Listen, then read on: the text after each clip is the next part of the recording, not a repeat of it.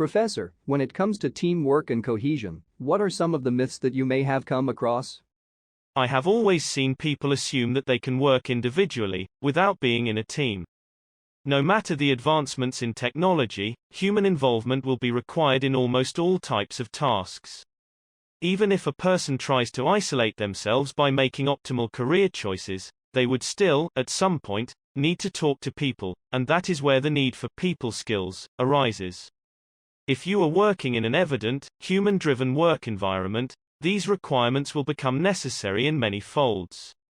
In this case, no matter how much you try to work individually, you would have to work in a team since most processes and team roles are interlinked.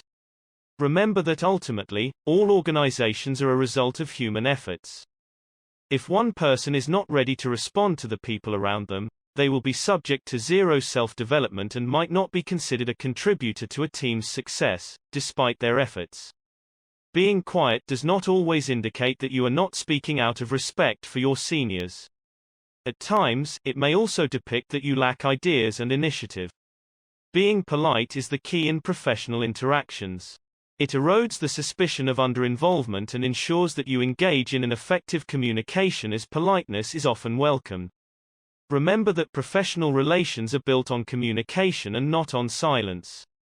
So, make sure that you not only communicate your ideas but also your problems. Problems will not resolve until you discuss them. When you speak politely, you take the first step towards problem solving. Feedback does not always mean disapproval. Constructive criticism is the process of offering valid and well-reasoned opinions about the work of others, usually involving both positive and negative comments, in a friendly manner rather than trying to berate someone.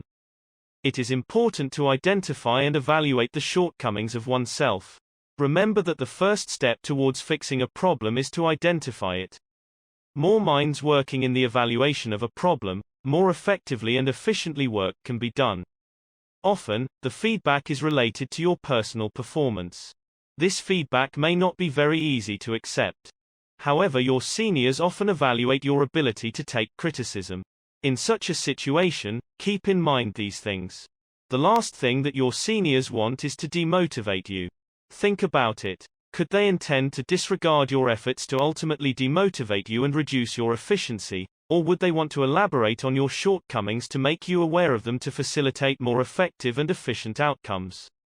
Obviously, the second option seems more likely. Criticism, when received from seniors, is a great opportunity. Yes, you heard it right. It allows you to learn. What you can do in such a situation is to ask them what they think should be done to improve. Not only will this allow you to learn, but it will also indicate that you take criticism positively and are open to learning and personal growth. Communication in a team is all about being a good orator. Being a good orator helps you interact in a way that makes productive professional relations, conveys ideas clearly, and boosts confidence. However, this is not enough. To be able to work in a cohesive environment, one also needs to be a good listener. A good communicator utilizes both the qualities. Being a good listener instantly conveys respect. While you may or may not agree with the person, listening shows that you have welcomed the idea, evaluated it thoroughly, and then developed views on it. Once you are able to listen to others, you get the same response from them, leading to strong and understanding professional relations. Team building just happens in the course of completing the task. Though some teams might collaborate for a single project. A sense of cohesiveness is an innate quality that one has to polish over time and for different situations. Since job roles, goals, etc. often change, new people may bring new challenges. It is a crucial aspect of working in an organization, no matter how big or small it may be.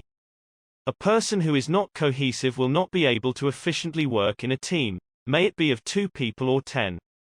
Thus, cohesiveness is required constantly. Once a team performs well, it will always perform well. That might not be a case. As discussed in Belbin's team roles, one's level and type of contribution might change from time to time.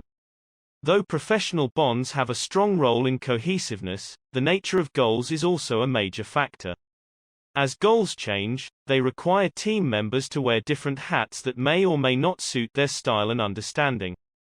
However, a person who wishes to work collaboratively will not find it difficult to adjust in a dynamic work environment. Sports teams inculcate actual teamwork. Sports teams are often used as a great example to discuss teamwork. But as discussed, cohesion is a broader term. Not just that, workplaces are very different and more dynamic with respect to some areas. Workplaces constantly require problem-solving abilities, resource management, focus, and determination, which are quite similar to sports teams but different in terms of objectives, resources, and setting. Also, workplaces are based on more personal relationships, and they play a more significant role in day-to-day activities as compared to sports teams where team members usually dissociate themselves from personal relationships on the field. The leader's personality is the primary reason that teams are successful.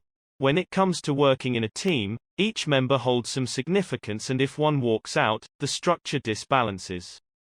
Though leadership plays an important role, that does not make your efforts any less significant. Remember that a leader would not be a leader without you. It is the collective effort of the team that makes them successful. Leaders' personality can make a significant difference, but so can the personality of other team members. Cohesiveness is about being in a team and responding to people's expectation of a collaborative experience and expecting the same from them. An individual may initially want to work on their own terms but will find it less productive, both professionally and personally. Without team members collectively engaging in the correct direction, goal achievement may seem miles away. On a personal level, it may take away some stress off your shoulders, but if you think about the bigger picture, thinking of yourself as a team member working for the achievement of a goal, you may find yourself alone in the battlefield, and that could add quite a good load of stress. The question for the penultimate section of this course is as follows.